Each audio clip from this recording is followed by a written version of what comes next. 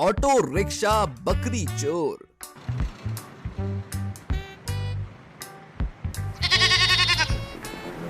एक गांव में ललित नाम का एक आदमी रहा करता था। उसे मटन कढ़ी बहुत पसंद थी, लेकिन वो कोई काम काज नहीं करता था। कुछ दिनों तक वो गांव के मटन वाले रजत से मीठी बातें करके मटन उधार ले लिया करता था और उसे लाकर अच्छे से पकाता, फिर चाव से खाने लगता। फिर एक दिन रजत, देखो यार ललित, आज दोगे कल दोगे करके बहुत दिन हो गए यार, पैसे नहीं दिए तुमने। तुम्हारे पिताजी की गांव में बहुत इज्जत है, ये सोचकर मैंने तुम्हें उधार दे दिया था, लेकिन उनकी मृत्यु के बाद तुम एकदम निकम्मे हो गए हो। तुम अब जीवन में कोई काम नहीं करने वाले, ये बात तो मुझे समझ आ चुकी है।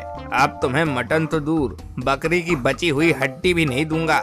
एक पैसे तक नहीं है तुम्हारे पास, लेकिन शौक तो देखो, अमीरों वाले हैं बिल्कुल। अरे जाओ भाई जाओ, मेरे पास अब कुछ नहीं है। फिर ललित क्या करे, उसे कुछ समझ नहीं आता और ललित वहां से चला जाता है।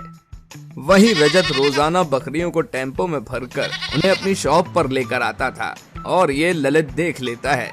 रजत जिस रास्ते से जाता था वहां एक बड़ा सा पेड़ था।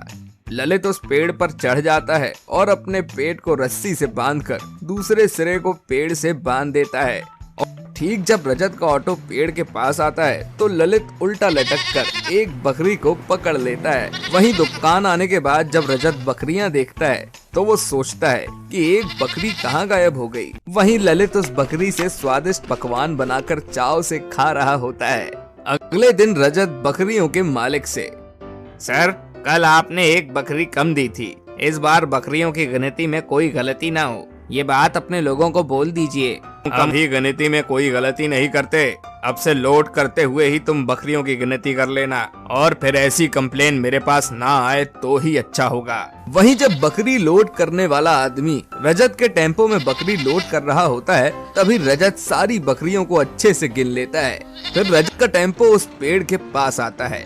ललित पेड़ से उल्टा लटककर एक बकरी उठा लेता है। वहीं शॉप आकर जब रजत बकरी को गिनता है तो फिर से एक बकरी कम देखकर वो आश्चर्य में पड़ जाता है। फिर रजत उस रास्ते से नहीं बल्कि दूसरे रास्ते से आता है और शॉप पर आकर बकरी गिनता है तो सब बराबर होती हैं। फिर रजत शॉप पर काम करने वाले आदमी से बोला, हम जिस रास्ते से आते हैं उसी रास्ते पर कुछ गड़बड़ है। हम जब उस रास्ते से आते हैं तभी बकरी गायब होती है। अब मैं जिस रास्ते से आया हूँ और रोज जिस रास्ते से आता हूँ, उसमें क्या फर्क है भला?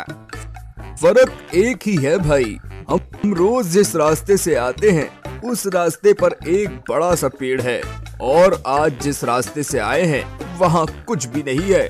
तो फिर उस पेड़ के पास ही कुछ है भोला, अब तो पता लगाना ही होगा। वहीं ललित चोरी चुपके रजत और भोला की सारी बातें सुन लेता है। बाप रे, मैं तो उसकी रोज बकरियां चुराता हूँ, इसे समझ आ गया लगता है। अब मैं ऐसे बकरियों को नहीं उठा सकता यार, अब इसका कोई ना कोई रास्ता तो निकालना ही होगा। ऐसा सोचकर अगले दिन ललित उस पेड़ के नीचे छिप जाता है और जब रजत बकरियों से भरा ऑटो वहां लेकर आता है तो वो वहां ऑटो से उतर जाता है। तभी ललित मुंह पर एक रुमाल रखकर औरत की आवाज में, बेटा मैं एक मायावी पेड़ हूँ, अब तक मुझे ऐसे बकरी आहार में देकर भूख मिटाने के लिए तुम्हारा शुक्रिया। इसी तरह तुम 1 साल तक करोगे तो मैं तुम्हें ढेर सारा सोना और पैसे दूंगी। एक बकरी को यहाँ लेकर आओ बेटा। शुक्रिया देवी, अब से मैं तुम्हें रोज खाना दूंगा माँ। तुम्हारी भूख पर मैं कोई लोड नहीं आने दूंगा माँ, देख जाओ। अब तो ये जाल में फंसी गया ना। फिर रजत एक बकरी को पेड़ के नीचे रखकर वहां से चला जाता है। वहीं ललित उस बकरी को खुशी से लेकर वहां से चला जाता है। वहीं रजत उस मायावी पेड़ के बारे में सारे गांव में चर्चा फैला देता है। सारे लोग आकर अलग अलग किस्म के पकवान उस पेड़ के नीचे रखकर उसका नमस्कार करने लगे। पेड़ के पीछे ललित, मेरी तो किस्मत खुल गई, अब मुझे जिंदगी में कोई काम करने की जरूरत नहीं होगी। इस तरह 2 दिन बीत गए। तीसरे दिन जब सारे लोग वहां थे तब रजत, माँ, ओ पेड़ देवी, आप हम सभी भक्तों को अपने दर्शन दीजिए। आपको देखने के लिए हमारी आंखें तरस रही हैं। लोगों को रजत की बात कुछ समझ नहीं आई। तभी रजत पेड़ के पीछे छिपे ललित को बाहर लेकर आता है। तभी सभी गांव वालों को सब समझ आ जाता है और सभी मिलकर ललित को खूब मारते हैं।